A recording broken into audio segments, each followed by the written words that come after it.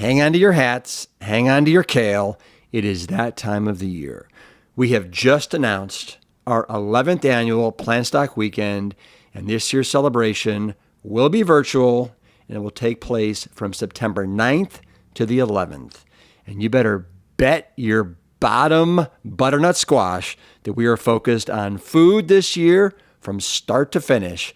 And we've assembled an absolute rock star lineup of chefs and cookbook authors to demonstrate their favorite recipes so you can get inspired to get in the kitchen and eat more whole plants. Don't miss the chance to join us live. I will be in Cleveland with my parents, Ann and Essie, and you know my razzle-dazzle sister Jane, and we cannot wait to connect with you. Visit plantstrong.com/plantstock to sign up today. And so I woke up and my whole body was just like beating against the bed. And I had never felt this before. I was like, oh my gosh, like what is going on? Like everything's beating. And I heard this like whistling sound.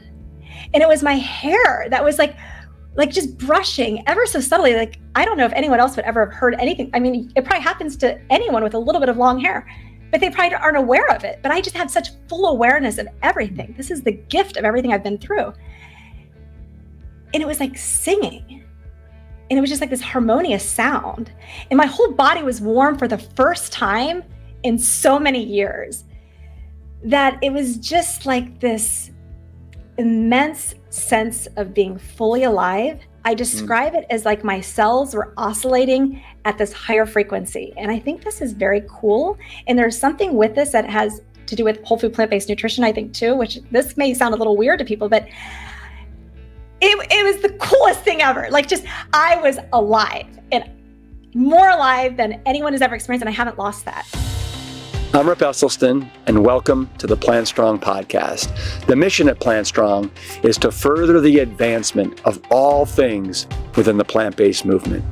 We advocate for the scientifically proven benefits of plant-based living and envision a world that universally understands, promotes, and prescribes plants as a solution to empowering your health, enhancing your performance, restoring the environment, and becoming better guardians to the animals we share this planet with. We welcome you wherever you are on your Plant Strong journey, and I hope that you enjoy the show.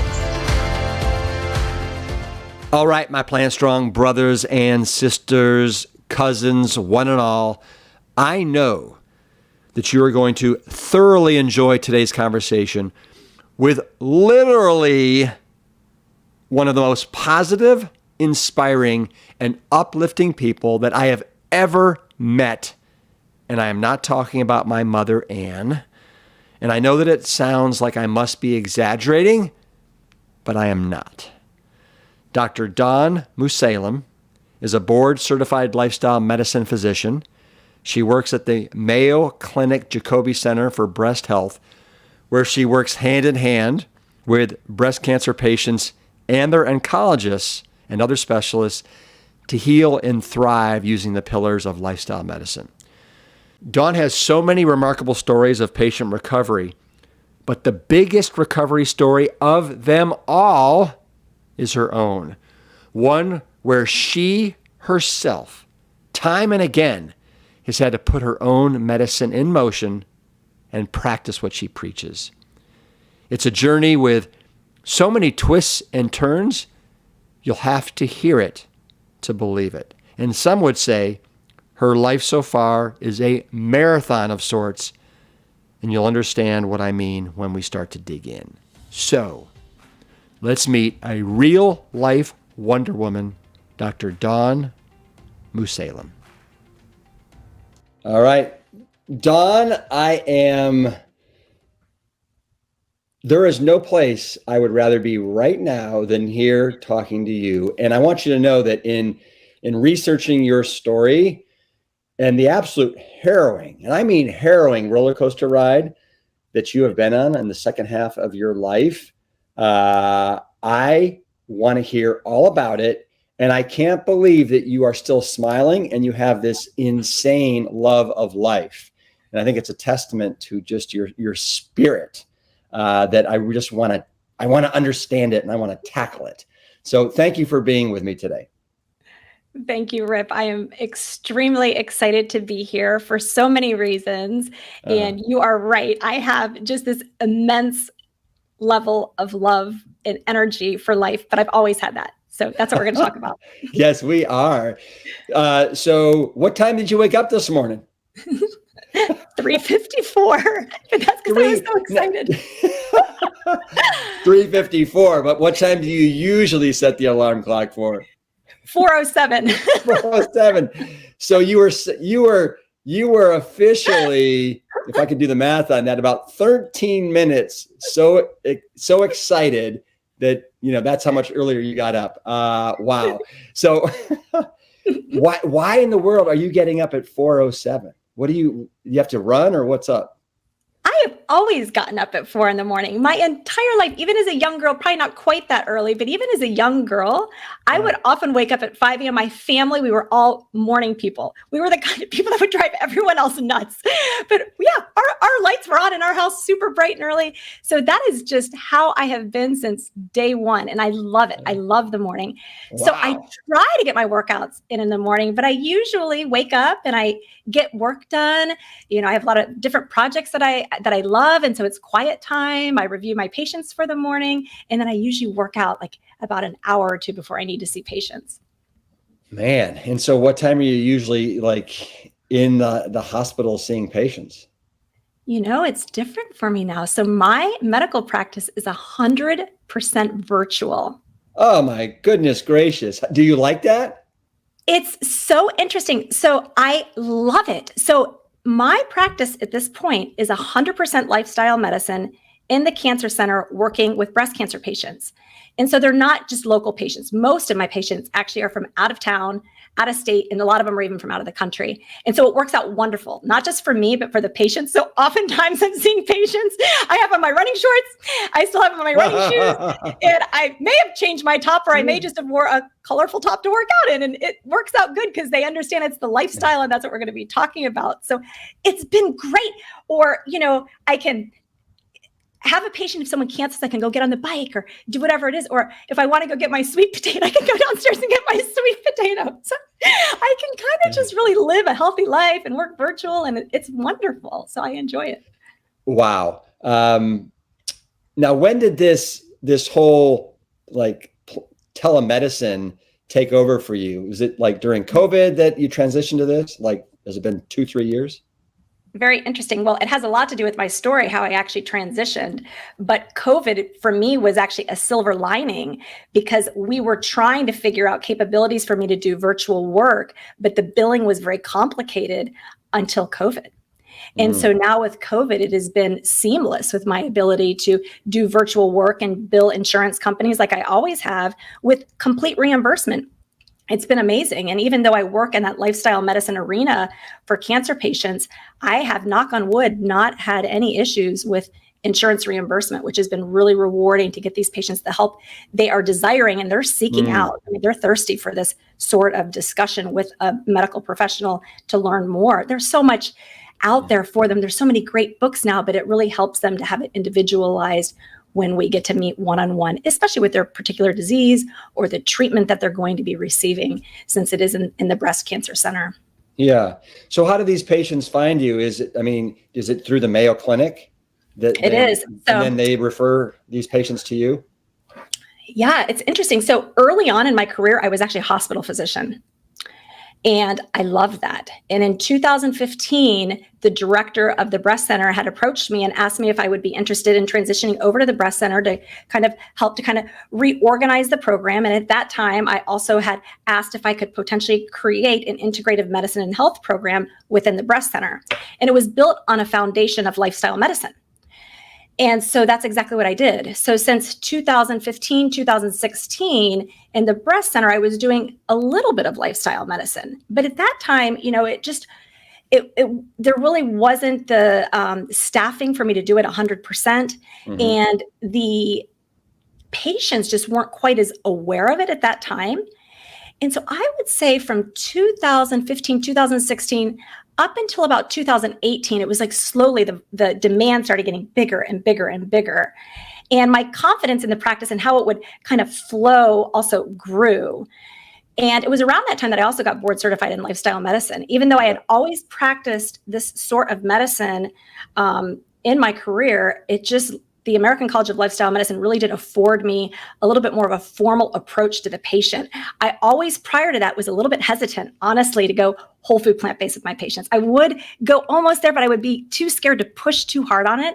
But following my board certification, I became very encouraging for my patients to go in that direction if they were willing to. And so there are just so many amazing stories every day. I mean, honestly, I wake up 4 a.m, super excited to start my workday because my patients give me so much energy. I think I give them a lot of energy, but they give me back so much energy. These individuals are so incredibly inspiring.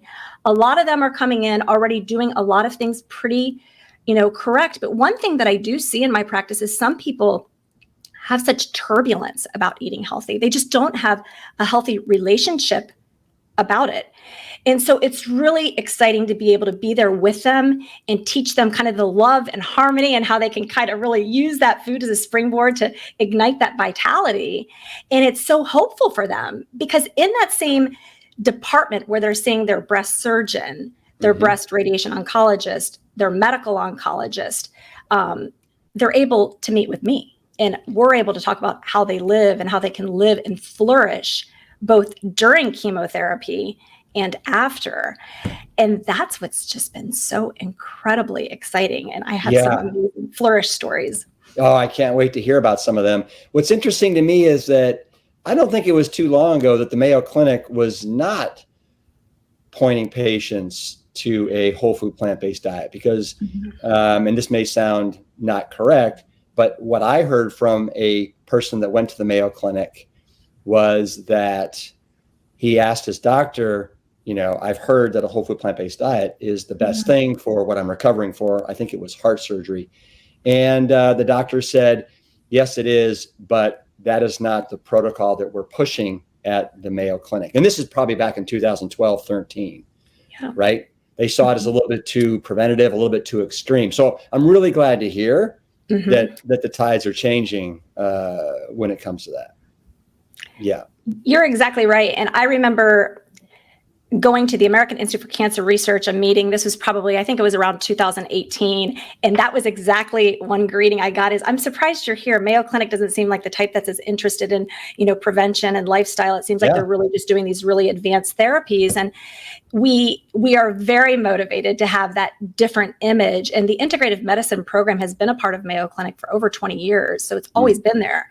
It's just, a lot of patients come, they receive that world-class curative therapy that wasn't offered anywhere else in the world. And then they go back home without realizing we do have these services when patients ask. However, the doctors have to have awareness and the doctors have to have some invested interest and belief in this too. So what I am super excited about is I am currently starting in August of this year, starting a lifestyle medicine residency curriculum across the enterprise.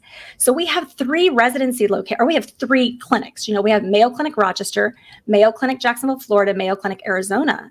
So we're going to offer as an elective opportunity for all of our residents to have the opportunity to learn this curriculum, which will go deep into whole food plant-based nutrition, exercise, social connection, stress management. So excited, but the residents are excited. So it's really amazing to see the enthusiasm and the interest that the residents have. So I'm really blessed to be able to be a part of starting that program and working directly with these young doctors to kind of change that foundational thought process. Oh, that is so heartwarming to hear that, that these residents are learning about this. It sounds like maybe they're embracing it. I know Dr. Clapper. Do you know Dr. Michael Clapper at all? Yes. Who's, he is involved with a nonprofit now called Moving Medicine Forward. And all he does is go out and visit medical schools and talk to the medical students. So to hear about that, to hear about this with the residents, it is absolutely heartwarming. I love it. Dawn, we need to get to your story because we could just talk about this forever. But, when in your life did you know that Dawn Mussallem wants to be a doctor? I love this question. So, okay, I was like 4 or 5 years old, and when people say, "What do you want to be when you grow up?" I would say, "I want to live to be 100, and I want to be a doctor," because I knew I would have to like kind of learn something. I loved helping people, helping animals, the whole 9 yards. Yeah. And so it was, a few years after that I just became enamored with Willard Scott on the Today Show 100th birthday celebration. I mean, I would sit there Indian style in my little nightgown, just watching these vital 100-year-old people. So at an early age, my family was actually really healthy. The family that wakes up early, we ate healthy food really early too. That's probably why we had so much energy, all of us. I have the best family. Now you weren't eating plants back then, were you? Mm-hmm. You were? When you were 4, 5, and 6?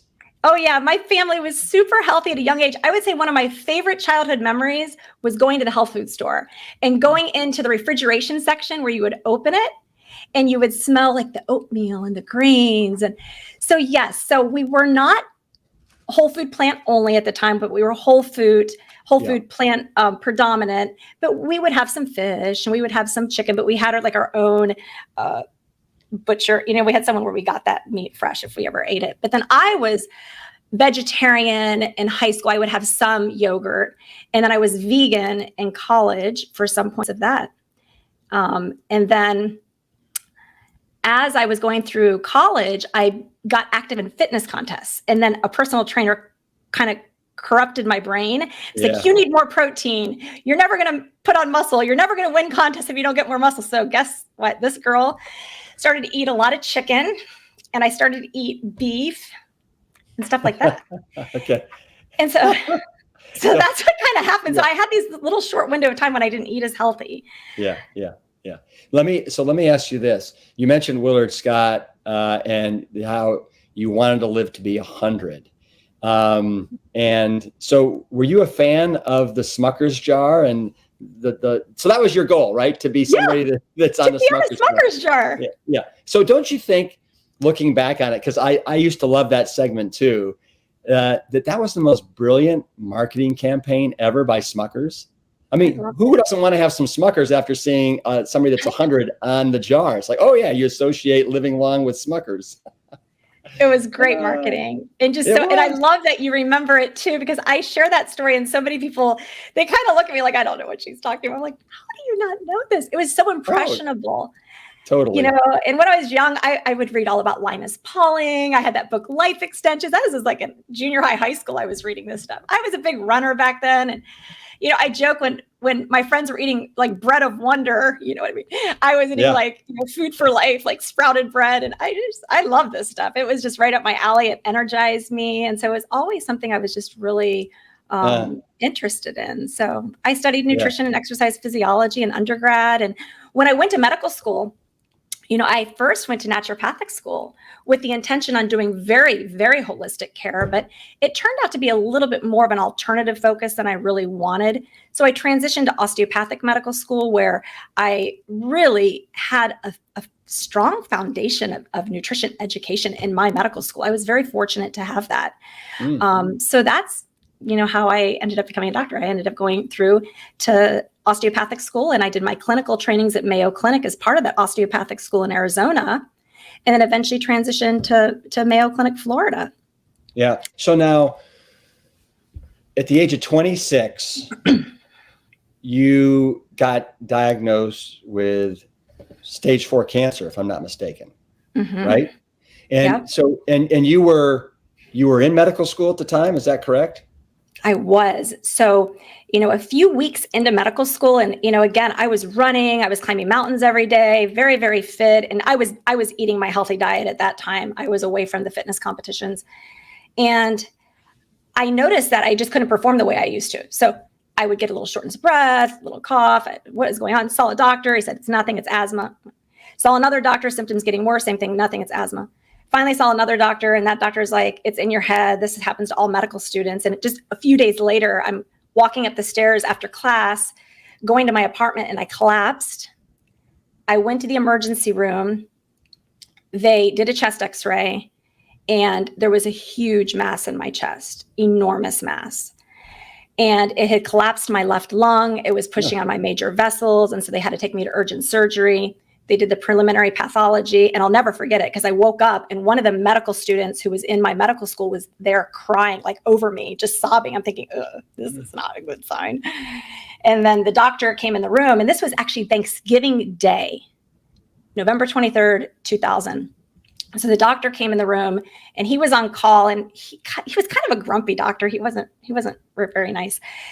And I remember him just kind of like throwing this diagnosis out there. I'm like, how is this possible? Like, I have really like lived out my dad's next to me, who here, he's like always given me this like path of hell for life. And his 26-year-old daughter, who's in a few months into medical school, gets diagnosed with cancer. And they go on and they say, this is stage 4 cancer based on the imaging and the size of the tumor and the extension and the other places that it was showing its involvement. And so it just took us back, And I remember them saying that if I wasn't going to receive treatment, that I would have months to live. Like, I needed treatment, and they needed to start it immediately. And then the next thing out of his mouth was I needed to quit medical school. And I'm like, well, he obviously does not know me. So, that really like triggered this autonomous motivation to steer my own ship. And I was like, thank goodness he was on call, and my real oncologist came in, the following day. And then we got a really good treatment plan. He was really optimistic and upbeat, but I started chemo just a few short days thereafter. There wasn't time for fertility preservation. There wasn't really time to think about it. It was just like, okay, this is what we have to do. I want to live. I'm going to stay in medical school. We're going to do part of this my way. We'll do part of it your way. And so started treatment. Wow. So you came up with a plan. And then you also, in addition to the chemo, did you also have anything else like radiation or bone marrow transplant or stuff like that? Yeah, great question. So they did 4 cycles of what's called CHOP chemotherapy, which is very high intensity chemotherapy. The first cycle was in the hospital. The remaining ones I was able to do in the outpatient setting. After that, they had talked with me and my family, letting us know that because of the stage of the cancer and how advanced it was, because it had gone on for those several months, that people just weren't really paying attention to it. The doctors that I was seeing, that I would need a bone marrow transplant. So that meant more chemotherapy that was very high dose that was given to you in the hospital. So I was in the hospital for a month. And then that's followed by a bone marrow transplant where they pull your immune cells all the way down to 0. And then they give you back cells to give you back a healthy immune system. Mm-hmm. And then that was followed by radiation therapy for 2 months. But what was fascinating, and I'm sure a lot of listeners are like, okay, maybe this isn't the best person to have on here. She lives healthy her whole life and she ends up with cancer. But I'll tell you, I've had people say, how do you think you got cancer? And I think I know how I got cancer. As a little girl, maybe not little, but when I was in elementary school, there was a creek behind our house that I would play in all the time. Like hours I would be in this creek. And it was a runoff from corn, where I'm quite certain there was probably pesticides. And we don't know in life. I mean, things happen. I mean, quite frankly, for me, cancer was the biggest teacher of life. I mean, the post-traumatic growth I experienced for this was immense. It's phenomenal. I would never trade in what I went through. So it's all okay. But what I will say is this: during my chemotherapy, I would see other patients, you sit in these big chairs, there's other people all around you. They were so sick. I was not sick. I was still running. I was still mountain climbing. I was climbing Camelback Mountain twice a day with hemoglobins of like 5. And I felt great. My senses were heightened. When someone would see a green tree, no, my green tree was like vibrant. Like it was just, wow. So my life experience was so heightened during that window of time. It really taught me how to live. And that's where I think we can take adversity. And when we, read about post-traumatic growth, people may or may not really understand what that means, but there is such opportunity to learn from adversity. And we just have to accept that. We can't run from it. Mm-hmm. We need to truly accept that. And so that was really, like I said, such a teacher of life. Well, you've had many teachers because of all the experiences you've been through, and we're going to get to all those. Now, stage 4, what type of cancer was it that you were diagnosed with?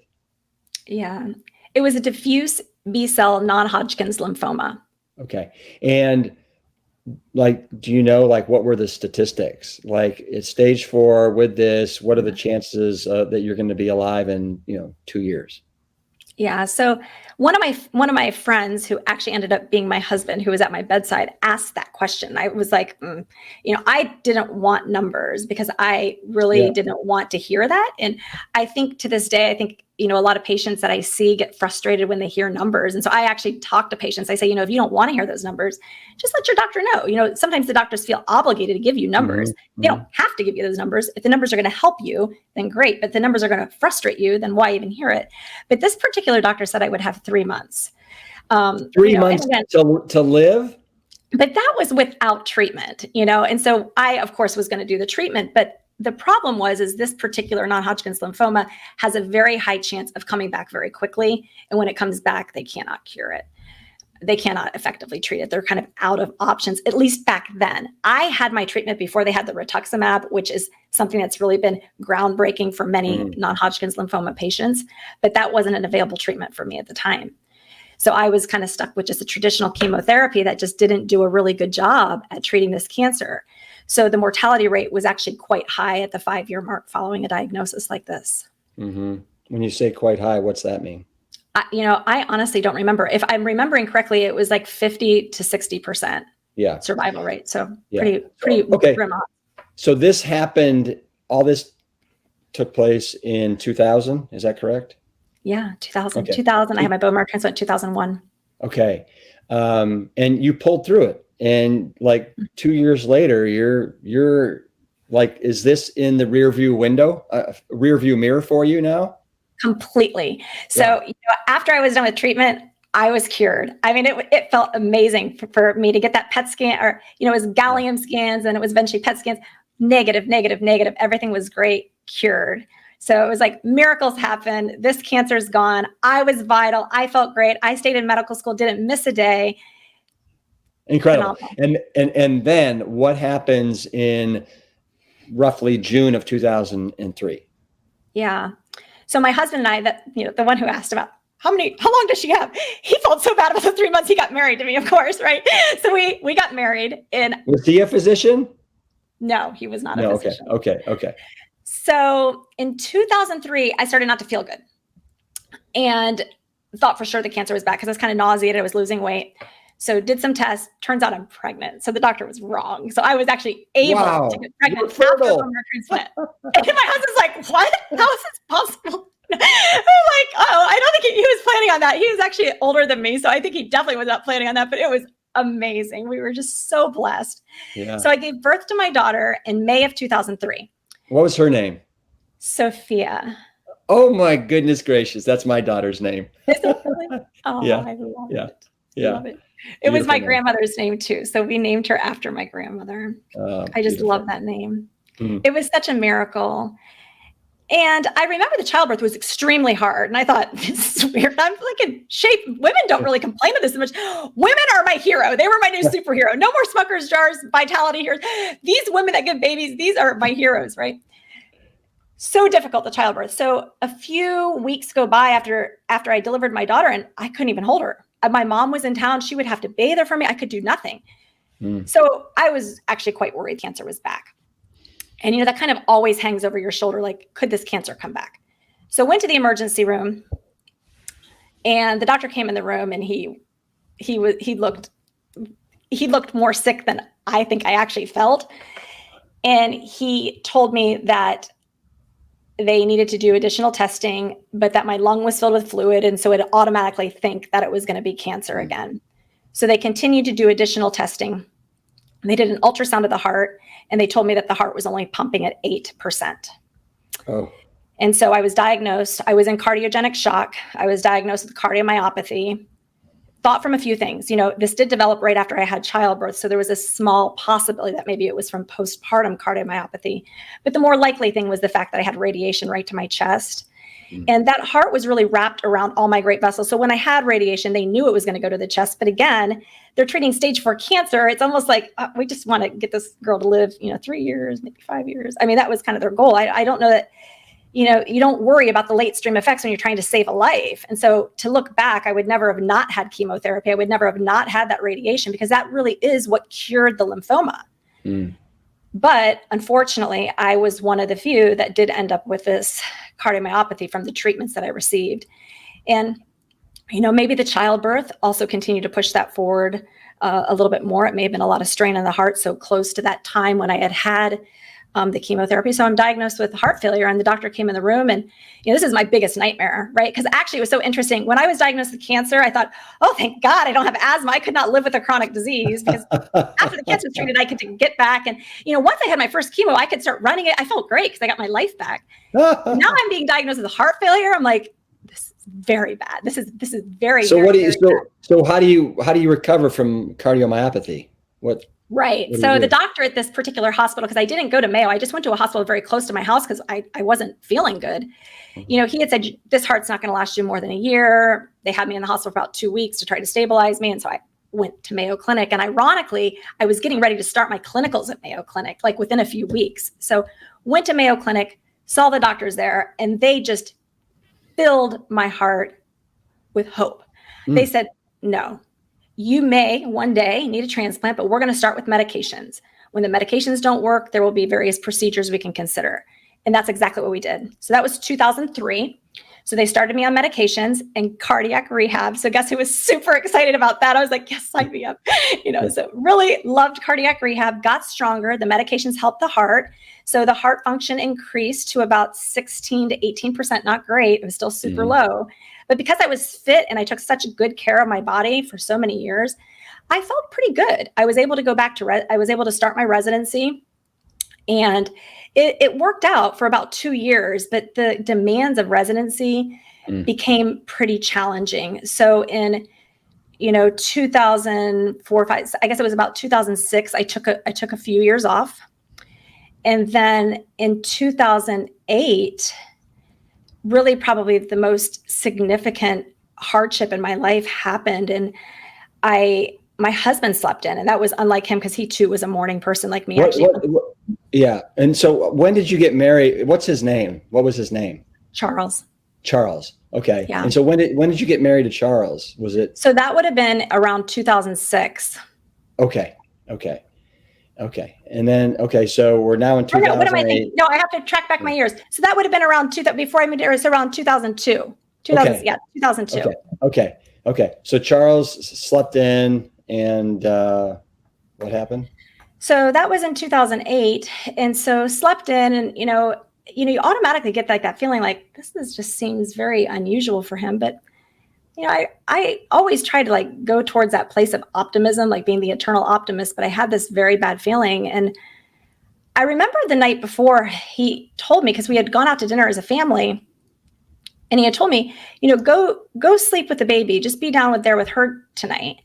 And I was like, okay, that's fine. I'll go down and be with her, because our bedrooms were kind of separated from Sophia, and she was still so young at the time. And so I went in to check him in the bedroom, and I just saw him, face down, and I called his name out and there was no response. And I just knew. And it's like your existence just, and I live at this like really high level of just like, I love your mom, by the way. And I think your mom's like I live like up there, and she's the same way. Like I just love like in a matter of, it was like a second, it's just like everything free fell. And it's so hard to describe that experience. And it's like, it's so flat. You're almost emotionless. Like you're so numb to everything. And, I knew that I wouldn't be able to resuscitate him because time had gone by. It probably happened many hours earlier.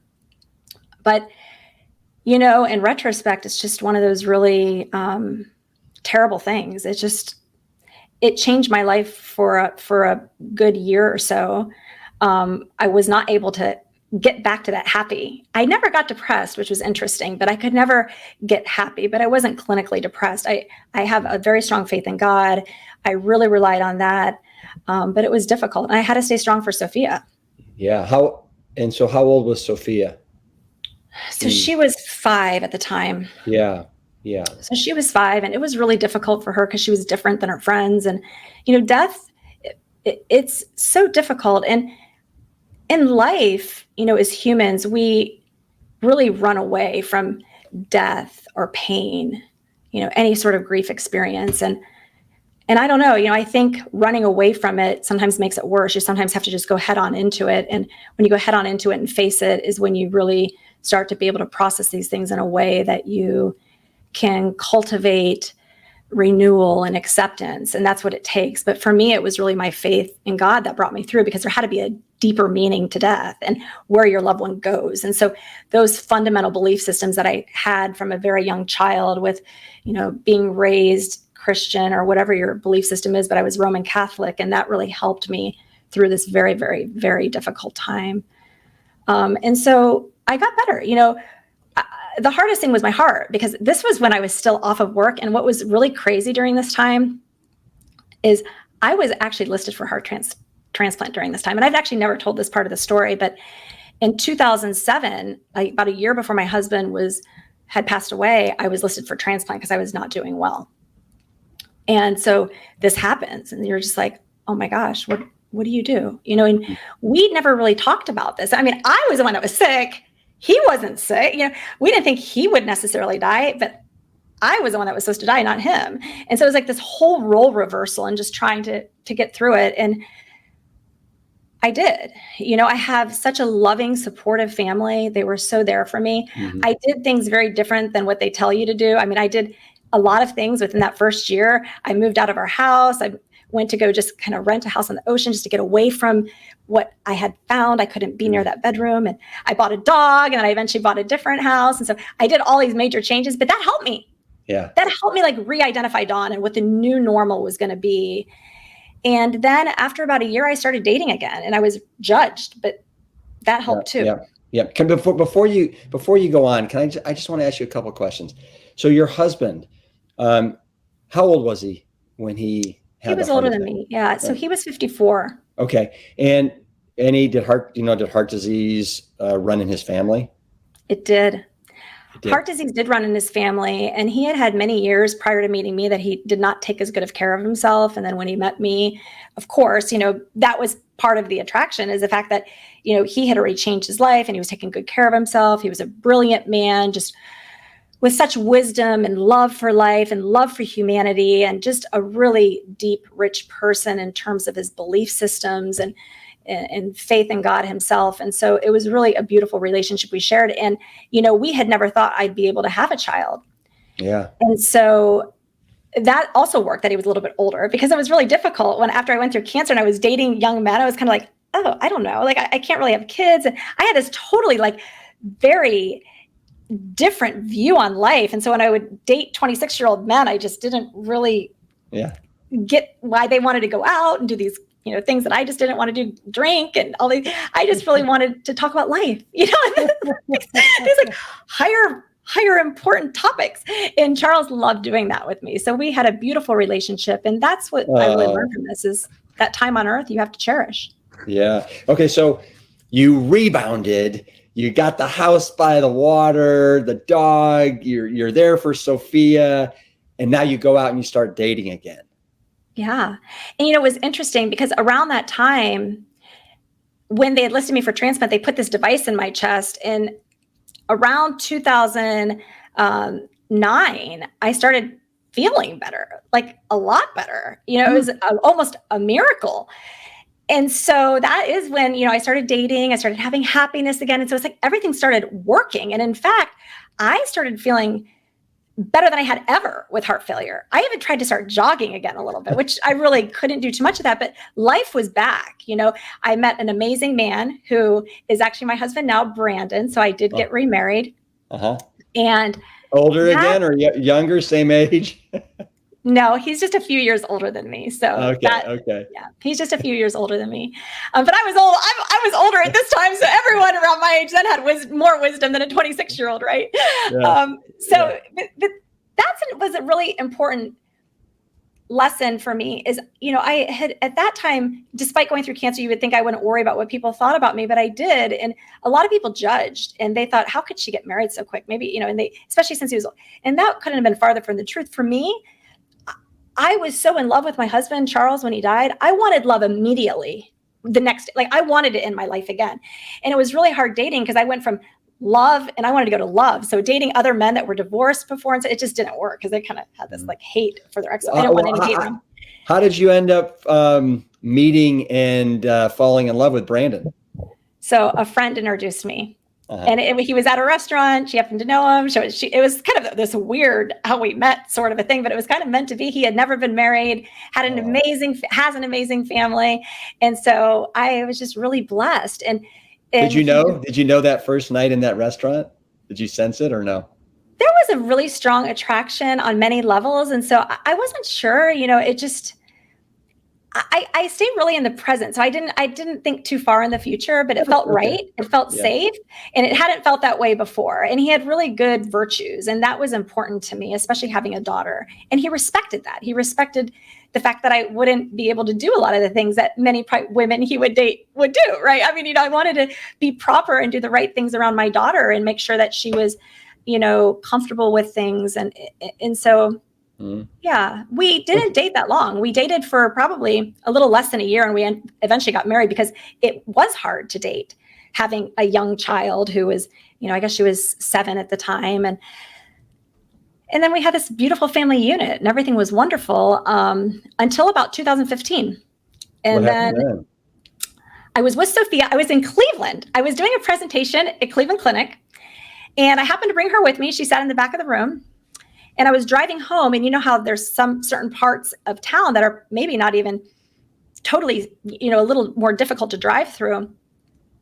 And I passed out. I was losing consciousness, and I had been having these dizzy spells, and I just kept on, I told my doctor, I feel weird. It's just something's not quite right. The ejection fraction started creeping down a little bit again. So I went to Cleveland Clinic. I was really fortunate actually to be there, to be with good doctors when I wasn't near my own. And what they had found is that device they put in my chest was causing an occlusion in my neck. So blood flow wasn't draining from my brain properly. And anytime I would drive with my arms up, it would cause some complications in that area. So in 2015, there started to become more and more resistance. All those interventions over the years they had done to kind of give me some quality of life were starting to kind of wear out their welcome at that point in my body. And so fast forward to 2016, that was kind of really when symptoms plummeted at that point. I was super excited. This again, we kind of started off with some of the story, how I went from hospital medicine to the outpatient side to work in the cancer center. And around that time, my symptoms were starting to get worse. So it was like divine intervention, as it would be, because I really couldn't keep up the hospital practice, that pace of that practice and the call schedule at night and weekends and holidays. So I was invited to go to that outpatient cancer center to start that integrative program in the right time. And so then in 2016, it was September 22nd, 2016, I was supposed to present to the executive team about the success of that integrative program so I could get expansion throughout the institution. Yeah. And I finished my morning patients, and I adore my patients. I love each and every one of them. I could just kiss them. I love them. I love them. And so, I finished, but I'm always late because I just could be with them for all day. I always go over. I'm always running late. They're always okay with it though. So I get to the stairs to go downstairs, and my knees were like quivering. Like I remember I was like, what on earth is going on? And I'm like, I'm not nervous. I love talking. Like you can see it's not normal. So I get to the bottom of the stairs. I'm like, oh my gosh, my legs feel so weak. And I got to the bottom of the stairs, and I just felt totally off. So I got to the boardroom, and I just paused. I remember kind of just shutting my eyes and just like giving gratitude, just doing a deep breath, like being so grateful for being able to have this opportunity. So they invite me in, and there's, everyone's in suits, dark suits, everyone's serious. And usually I would like say something really lighthearted, kind of break the mood, but I was like, not today. I am going to stay focused because I do not feel too hot. So I sit down, and when you're holding the mouse and you're trying to control it with the cursor, I couldn't coordinate it. And then as time goes by, the mouse goes further and further and further away. And I look down at the keyboard, and as I'm looking down at the keyboard, everyone gets fuzzy. And then that's the last thing I remember. And then the next moments were it was the most amazing experience a human being can ever have. There was just this complete silence, peace. It was cool feeling in terms of the temperature.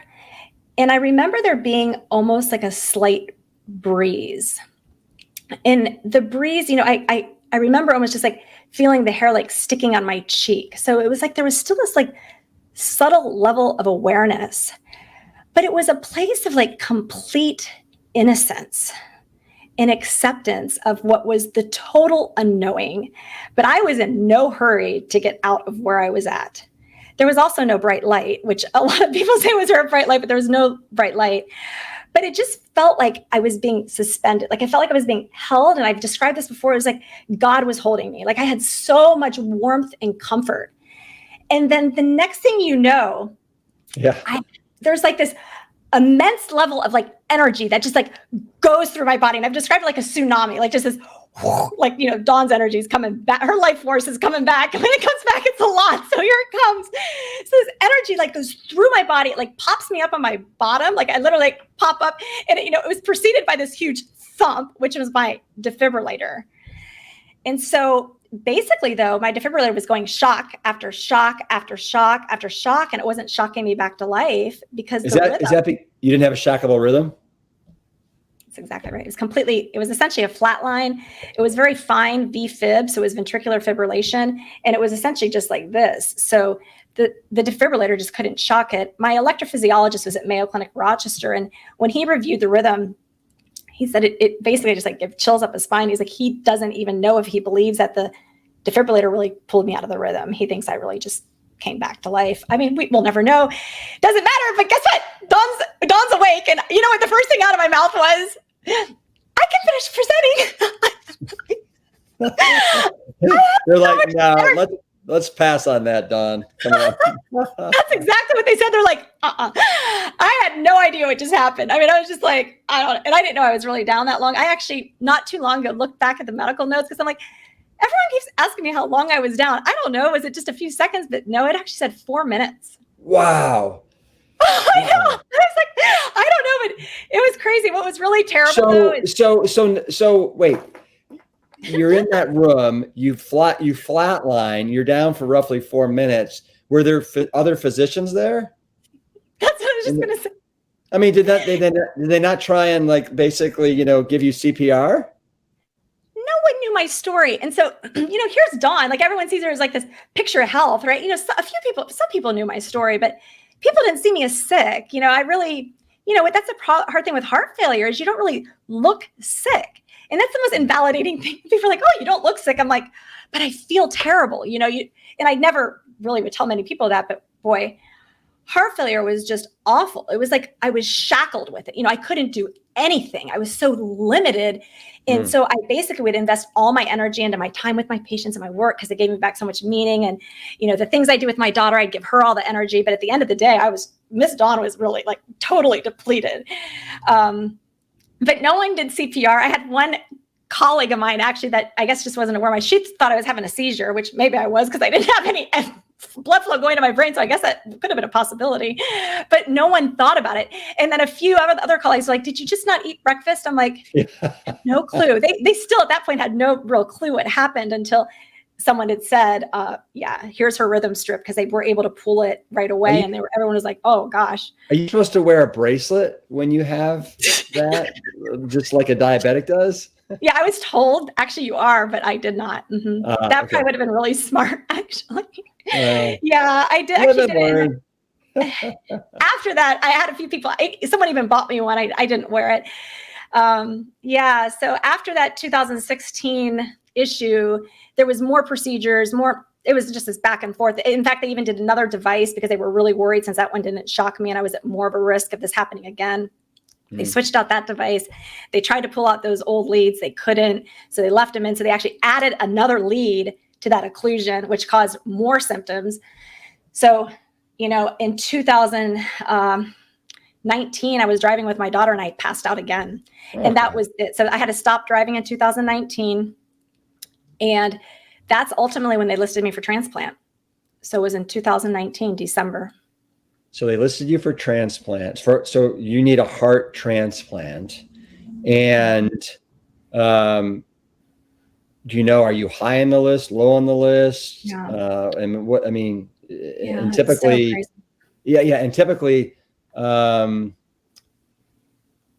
my understanding is that there's lots of people that are in need of heart transplants, and that you have to have the right a lot of things have to come together to make that happen. Is that right? That's exactly right, Rip. When you're listed for transplant, or even before you're listed for transplant, they do this expansive panel of tests. And for me, it was like a whole week long, because with the history of cancer and all these other things, they had to do even more tests to make sure there's no cancer. So you get so exhausted from that evaluation. And there's over 106,000 people on the transplant list today as we talk. Oh. And about almost 20 people die a day waiting. And what's really difficult is, we all believe in organ donation, right? 95% of Americans believe in organ donation. They think it's a good thing, but only 58% actually check that box to be an organ donor. And what's ironic? You know what I did this morning at 8:00?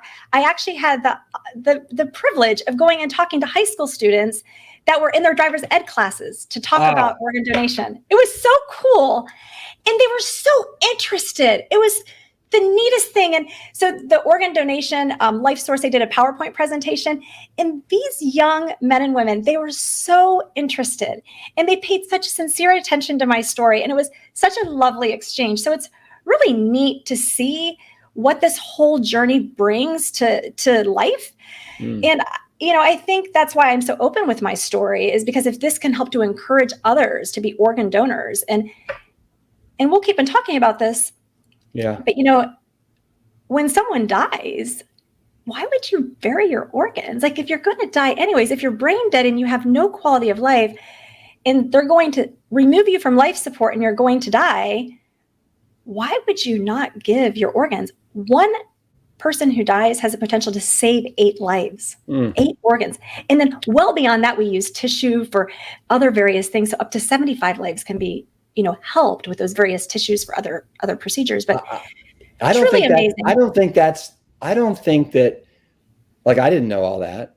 I think there's a lot of people that don't realize how, if you check that box to be an organ donor, how many potential lives you can help and potentially save. And it doesn't matter how old you were. Because there's older people. There was a gentleman, I believe he was in his 100s, that donated his corneas to help someone see. And then there was another person who was in his 90s who was able to donate part of his liver to another person after he died. And so it's just really incredible, the stories that you hear. And so when I was listed for transplant in 2019, it's so hopeful. Like, it's like, oh my gosh, it's like, I'm going to finally get my life back. But I'll tell you, what was really challenging was the years leading up to that. Like, 18 years I lived with heart failure, and I was a young person, so that you think of heart failure, you think of an older person, maybe that didn't take care of their body and maybe smoked and those people still deserve their lives to be, given back by organ donation if they need it. But it's hard to realize that there's congenital heart disease. There's some babies. Think about all the babies that die that need heart transplants because of being born with heart defects. And then you have young adults that end up with some of those congenital issues that need a second transplant. And then you have individuals like myself that end up with some of these issues or infiltrative diseases. So there's a lot of young folks that end up needing heart transplant. You just would never think it. There are people that you may see at the store that look totally normal, but inside it's really difficult. I remember my doctor asked me towards the end, you probably should get a handicap sticker, because that way you could spend your energy doing things you enjoy rather than walking. And I was like, I'm not going to do it. I never got one. So, and to this day, when I see him, I'm like, yeah, I'm so happy I never did that. I'm so happy. I always made myself exercise. And I'll tell you, the value of taking care of your life, of your body, eating good your whole life, and exercising.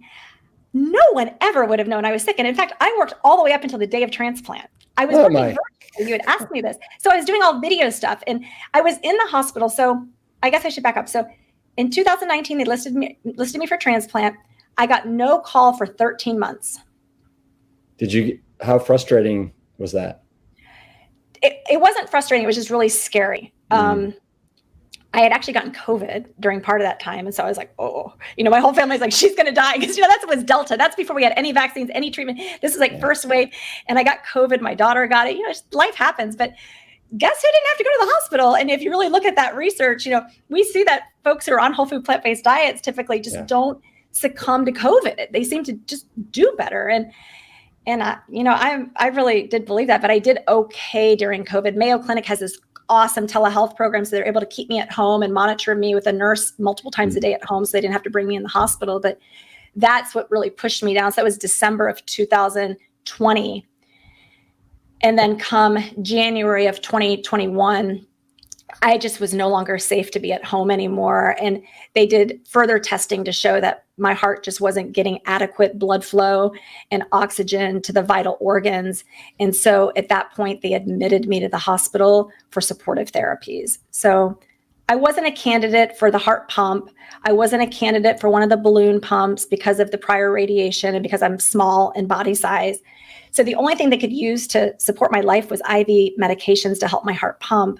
And if I continued to get more sick, they were going to have to put me on basically life support, like something called ECMO, which, we've heard a lot of COVID patients go on. But I remember in the hospital, I'm getting those IV medications and I was doing a webinar. It's an international webinar. No one would know.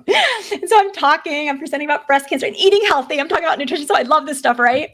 And my heart goes like it starts like going into a very dangerous arrhythmia. And all the nurses come in the room. I'm like, it's going to be really embarrassing in a minute. I'm like, we're going to go to questions. So I put the camera off. And I'm like, oh, this is not good timing. I'm like, I told you guys not to run this medicine when I was doing this presentation. So It was the next day. February 5th? It was, February. My doctor comes in the room and he's like, Dawn, we have a heart. And do you know where that heart came from? I don't. Okay.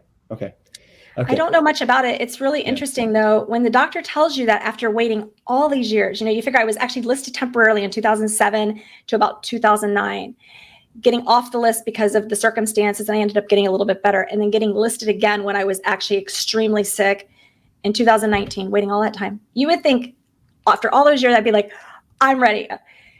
You're not. I mean, my heart dropped. You automatically have such sadness for this family that's going through this, and that someone has to die so that you can live. So it's a very difficult emotion to process, but yet you're so hopeful and so happy that you're going to be there for your family again. Like, I'm going to be able to have energy and do stuff with my family. I've held them back for all these years. We could hardly ever do anything because of me. I'm the one holding my poor family back. And so the next thing out of what he shared with me is like, and I was like, oh, this isn't good. She is an IV drug user and she has hepatitis C. And so that was like, oh gosh, how is this possible? This isn't good. Because, it's interesting because you asked me one question earlier. I didn't really read a lot about heart failure. Or you asked me about the lymphoma statistics. I never read about what I had because I didn't want to know. I don't want to know numbers. And so I kept myself away from those things. And I trusted my doctors. I hired doctors who I trusted that I could say, you're going to cure me of what's going on so I could do what matters to me. You're hired, you're my caretaker. You're going to fix me.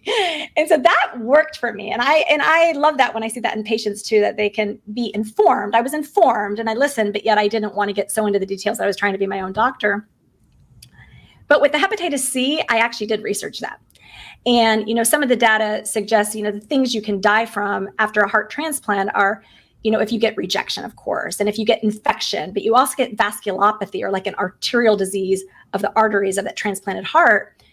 And that was one of my concerns is, can that hep C cause inflammation in the body that can then cause this complication in my heart in the future, which I'm back on track to live to be at least 100. And now that I have a young heart, maybe I'll be 128 is my hope. But in all seriousness, this was a really hard thing for me to process. Get on that Smucker's jar. I'm going to do it. I promise I want to. So it was difficult though, but it was really amazing. So a few hours went by, I just had to think about it. He wanted me to think about it because he had known that I had said no to this when they had originally listed me. So a few hours went by and I just had this complete knowing that this heart is for me. And I was probably like 80% in agreement with my decision. Like, deep down, I still had some doubts.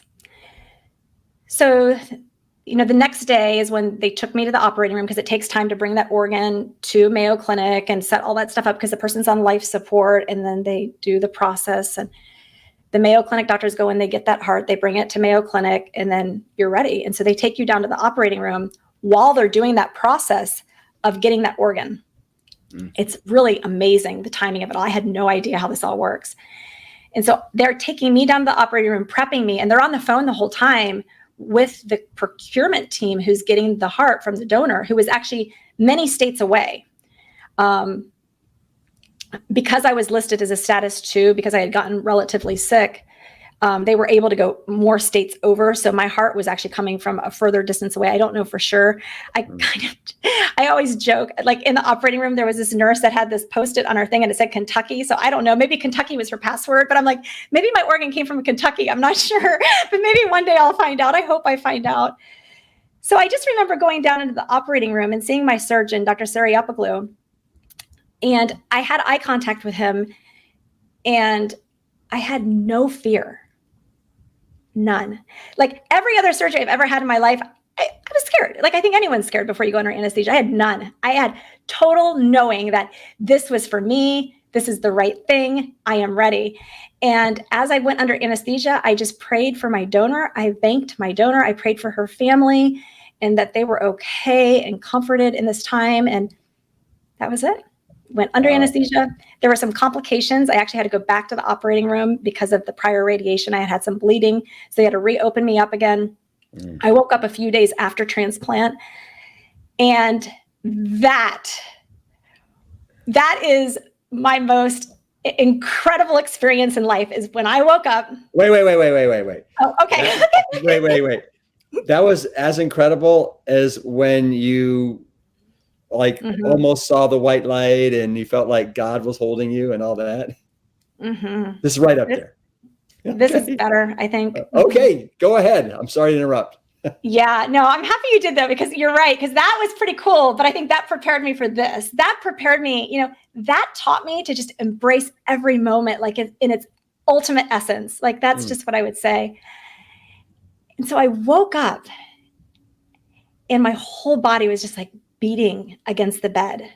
And I had never felt this before. I was like, oh my gosh, like what is going on? Like everything's beating. And I heard this like whistling sound. And it was my hair that was like just brushing ever so subtly. Like, I don't know if anyone else would ever have heard anything. I mean, it probably happens to anyone with a little bit of long hair, but they probably aren't aware of it. But I just had such full awareness of everything. This is the gift of everything I've been through. And it was like singing. And it was just like this harmonious sound. And my whole body was warm for the first time in so many years, that it was just like this immense sense of being fully alive. I describe it as like my cells were oscillating at this higher frequency. And I think this is very cool. And there's something with this that has to do with whole food plant-based nutrition, I think too, which this may sound a little weird to people, but it was the coolest thing ever. Like just, I was alive, and more alive than anyone has ever experienced. And I haven't lost that. Wow. So so cool. What it is so cool. And it sounds like you started having issues with your heart, like back in 2003 is when you first had that cardiomyopathy, right? Yeah. And so for almost 18 years, you just kind of weren't able to live at that higher frequency that you probably were so like used to. And now all of a sudden, because of this gift, the ultimate gift, right? Yeah. I mean, a new heart, you're now able to oscillate at this frequency that you haven't experienced in 18 years. Wow. Yeah. That was incredible. Exactly it. I mean, so it was just amazing, and so I remember before I went. You're recharged. Everyone's like, don't go in that room. She will not let you out. She's going to be talking, and she is like energized. I'm so energized. But it wasn't that easy. I was just like, so in love with the fact that I was alive and I was going to get on that Smucker's jar. But, in all seriousness, when I tried to take those first steps, I had asked them who was the first to ever walk once they were extubated. So I wanted to try to hit that. I think they tried to make me feel good. I was probably like the last person to walk because I had had a few of those complications. But that first step was so challenging. I was so weak. I was so deconditioned. So despite feeling so fully alive, when I tried to take that first step with a walker, I mean, like not even like a true walker, it's like a walker where all your body weight is on it. I could barely do it. But didn't you say that you were out for like days, a couple days? Is that right? It was a few days before I was extubated. Yeah. I mean, that was hard. That actually was really, really difficult. I don't remember being intubated. I remember part of being extubated where, they're talking to you. And that part was actually scary to me, what was going to happen. Because, I remember, as a hospitalist working with patients who were kind of in those situations. And that was very challenging. If I can say, so in doing my research for this, Dawn, before we move on too much farther, I just want to say I came across something that you said, and I want to read it for everybody. And you say that the true essence of our existence should be less about what we want and more about what we give, and how there's no greater gift than organ donation. And it is so incredible to see you so alive, so vibrant, so happy that you just light me on fire. It's incredible. Oh, thank you. I just feel so blessed, and it's absolutely true. Organ donation is just like, it shifts that permanence of death into this vital existence and purpose. And so it was so interesting. So you're on so many medications post-transplant, and you're on a lot of prednisone. And I was a little upset 4 days after transplant. Like, I started thinking, why? It was very weird. It was very unlike me, but in my mind, it was late at night. I couldn't fall asleep. And I was thinking, why did I get this hepatitis C heart? And why is she an IV drug user? And man, if this is going to mess up this heart, this weird thinking, right? So I went to bed and I had this dream. I had this powerful dream. And I woke up and I was like in this dwelling place. It was this concrete square room. There was a window, and I remember running to that window to look out to see if my car was there. There was no car. I remember looking behind me to see if I had my purse there. There was no purse. The only thing I saw was a door. And I remember in the dream crawling out of the door. And outside of the door was this really tall grass. And as I'm crawling through the grass, like the blades of grass were like sticking to my leg. Like, grass has like that little stickiness to it. Yeah. Almost where it cuts your leg. I feel like when I describe this, like I can feel how that dream was. It was really amazing. And I remember in the dream flipping over, and there's these clouds, like these big cumulus clouds in the sky. And then in the distance, there were these people, these families and kids playing like in harmony and like blissful existence. It was beautiful. And then there was this message, like this word that came over me that said grace. I thought, okay. So I woke up and I was really comforted. I was like, okay, I'm going to name my heart Grace. And I happened to look at my phone because I would always sleep to very relaxing music. And the song that was playing on my phone at that moment, and I screenshotted it, was Grace. But it gets better. So I opened my email because I wasn't sleeping, and I'd like to work. And the email waiting for me says, full of grace. Wow. So it was powerful. So at that moment, I had complete knowing that this is the right heart for me. I named her Grace, as you would imagine. And from that moment forward, I have had just full embrace of the heart I received. And in fact, it's so meaningful to me that I actually got her heart, because I don't know what her circumstances were. And all I know is that her and I live in such harmony together. We have so much fun together that if this can be an example for someone who is even on the brink of questioning being an organ donor, I am here to say, the person that gets your or your loved one's organs, God forbid anything ever had to happen, and it did, like this, I am just one person out of all those other organ donation recipients that are the same exact way. They are the same way.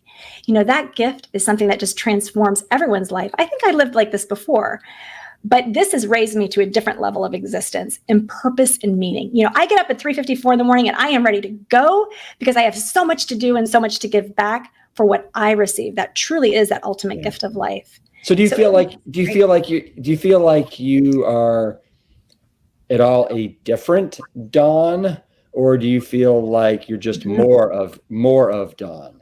I feel both.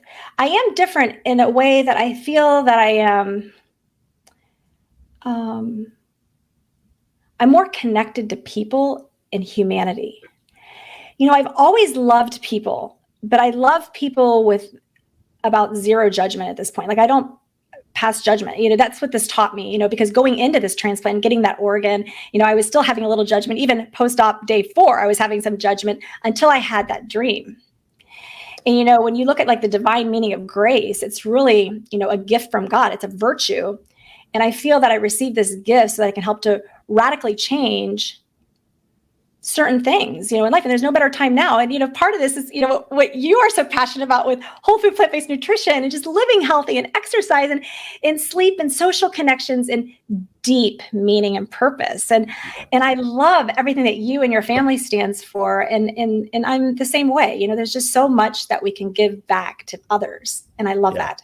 How have Brandon and Sophia embraced you, post heart transplant surgery?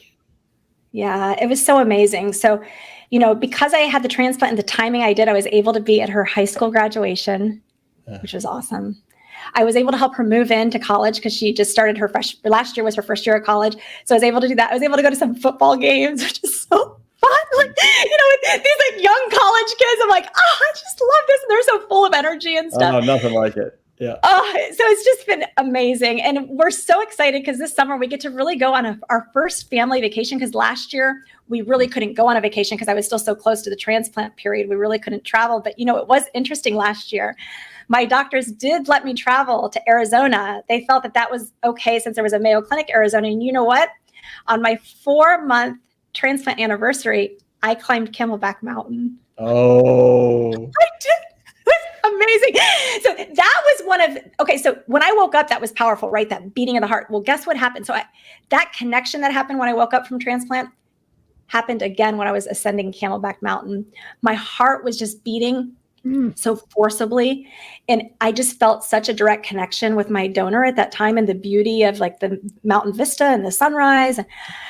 It was just very much like a spiritual connection and an opportunity that was just really amazing. It meant a lot to me because it was something I had done for so many years of my life that I hadn't been able to do for 18 years. I actually didn't set out to climb Camelback Mountain, but I had been actually exercising really hard after transplant. And I was running, and I had run a few 5Ks prior to that time. So I was like, maybe I could do half of it. But once I got to the halfway mark, my husband was behind me, by the way. He's like, slow down. You need to be safe. I'm like, I think you need to be safe. I'm like, I'm going. I'm fine. Now, so did you say that was 4 months after surgery? Yeah. You did that was in June of last year. Wow. And then what did you do? I read about you doing something else less than a year after your surgery that no other transplant that I'm aware of has ever done. And what was that? Yeah. So I ran a marathon, and I wanted so bad to do it because, it was like transplant for me was like my second wind, and a marathon teaches you a lot about life, right? And so I was so committed, and I really felt it was going to be possible. I trained very, very smart. I really feel the fundamental reason I was able to run the transplant is I do think my grittiness helped, but it was the plant-based nutrition that let me do it, because there are so many medications you take. In fact, there was one point post-transplant that I was taking at least 45 different pills a day. Oh, wow. Like, it's crazy. And the side effects from the transplant medications are immense. And so, going through my transplant rehabilitation, it was kind of like when I went through cancer, everyone around you was sick except for you. It was kind of, again, that same exact thing. I just had this, just felt great. How could I run a marathon? The only difference really was the fact that I was eating this whole food plant-based nutrition, and very few transplant patients do, if any. I haven't really met any that are that committed. And so I was very specific more than I had ever been about my diet, and very particular about how I balanced everything. And that's what got me to that point. And Jeff Galloway also helped me with my training. So I did do a little bit of a run walk. So I was very smart with my heart. You know, a lot of people don't realize after you have a transplanted heart, they cut the nerves to the heart. So there's nothing that could speed up the heart or slow down the heart. It's you that has to do it, especially early on. So it's very hard to run after a transplant. So when you run, your muscles tell your heart, you need to speed up. Your body gets that signal, but through the nervous system. But when they cut the nerves, when they put the new heart in, you don't have that signal. So you rely on your circulating catecholamines. That's probably my gift because I have no problem generating energy. And so early on, after transplant. Do those nerves grow back though? They suspect they do, but they suspect that that's usually a delayed response. But I'll tell you, this is my theory. And this is why, they're going to do some further testing. But I was able to run. I started running about 6 weeks after transplant. I started very early after transplant running. And I was running 5Ks by 3 months after transplant, which was also very early. And so I think my desire and my support of my medical team to start this very early is potentially what allowed me to have this reinnervation of my sympathetic nervous system that's allowing me to engage my heart in a way that really matters, and it helps me in terms of my running versus I'm just using my catecholamines, but I don't know if I'm that good at it. But so I've been really lucky. So I think that early on exercise, and I was really dedicated to it, has immensely helped me with the training for the marathon. Wow. Now, did you also compete in the World Transplant Games? I did. So that was. And what does that mean? Like, do you have to have a transplanted heart or any part of your body? Do you know how that works? Yeah. So it's really such a beautiful supportive event. So any person who has undergone organ donation or bone marrow transplant is eligible for the World Transplant Games or Transplant Games America. Actually, we have that as well. It's coming up actually in July in San Diego. And they even have different categories for family members to run or even living donors to be a part of it. Or there's many, many events part of this. So last year, because of COVID, it had to be virtual. And so I wanted to start running so I could do the virtual event, which was 3.5 months after transplant. So that was my motivation to start running at 6 weeks was so I could do this. And initially the World Transplant Games said, sorry, you have to be, I think it's like 9 months out or a year out. And so they originally said I couldn't do it, but then I submitted my numbers and so they let me do it, but I actually did decent. And so what was that like meeting all those transplant, athletes? Was it just incredible? That's what was a shame is it had to be virtual last year. Okay. Yeah. So, I mean, you could meet people virtually, but it had to be virtual. So next year, it's going to be in Australia. So I'm very excited for that. You going to go? Mm-hmm. Well, yes. So actually, I hope to go. I think I'm going to go. But right now, I love the marathon running. And, it's a little bit of different training. And so I would love to do the Abbott Major. So I would love to do all 6 of the major marathons is my goal. So this fall, I'm doing Chicago. And then in the spring, I always like to do the Donna Marathon for my patients. That's the breast cancer marathon. That's in February. But I really have my sights set on doing London in the fall, and I'll just keep on going. So every fall and every spring, I'll keep on running a different one until I get all 6 of those major ones. And then I hope I can qualify. I would like to qualify for Boston, but I'm not very fast yet. So that's frustrating me. I got to figure out how I can get my speedy legs back. Yeah. You know what?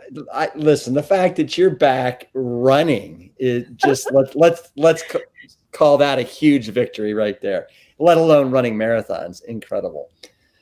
So what would you say to people that are listening that have cancer or have had a brush across the bow with cancer? Any recommendation or advice for them? Yeah. I would say that I have a lot of times people ask me, like exactly what you're asking. I kind of look at it as like, what creates that grittiness? I love that word. Mm-hmm. And I would say the first thing was never letting go of that goal-directed mission of wanting to deliver, original medicine through the lens of love for humanity, being a doctor and helping people. And, at that basic biological level, we want to be connected and care for others. And as part of that, it's just life is about something so much bigger than us. And in society nowadays, there's a lot of need for people want pleasure. They want immediate gratification. And that's not always what life is about. It needs to be more about meaning and purpose and the fact that it's not just always about us. So that would be the first part of it. The next part of it, I would say, is I really controlled my thoughts. I flipped the script both times with cancer and chemo and with transplant. And I allowed both of those to teach me and guide me. And I really tried to keep acceptance at the core of that and never run or never run from it. Right. Yeah. And there's that one story. I know I've shared it before, and it's with cows and buffaloes. It sounds kind of crazy. I don't know if you've ever heard this story. Have you heard this? I don't think I have. Oh, then I'm happy I'm bringing it up. So this is great. So when there's a storm coming, cows run from it, keeping them in the storm longer. But a buffalo runs directly into the storm, ultimately shortening their time. So I love, it's just simple, but it makes sense. And so that's kind of, go after it. You're not going to shorten it. So, I just feel that is part of why I've attained this life filled with bliss and just really true heightened existence despite adversity. And that's what I work with my patients in. And I see them doing the same thing, and it's just that invitation to use that and flip that script. But I would say the biggest part of this is gratitude. And it sounds crazy, but I am so grateful for what I went through. And I'm so grateful for the loving support I had from my family, from my friends, from my colleagues from Mayo Clinic during all this time. I'm so grateful that I have this strong, spiritual belief in God. And, when we have gratitude, it really takes us from this place of deficit or nothing to this place of abundance. And those are really, I think, the things that helped get me through this. Incredible. So I want to go full swing here. So we started this conversation, and what an incredible conversation it's been, with you waking up at 3:54 because you were so excited. Right? Now, how many breakfasts did you have this morning? They were not really full breakfast. They were 3. Okay, can you share with our Plant Strong audience what those were? Yeah.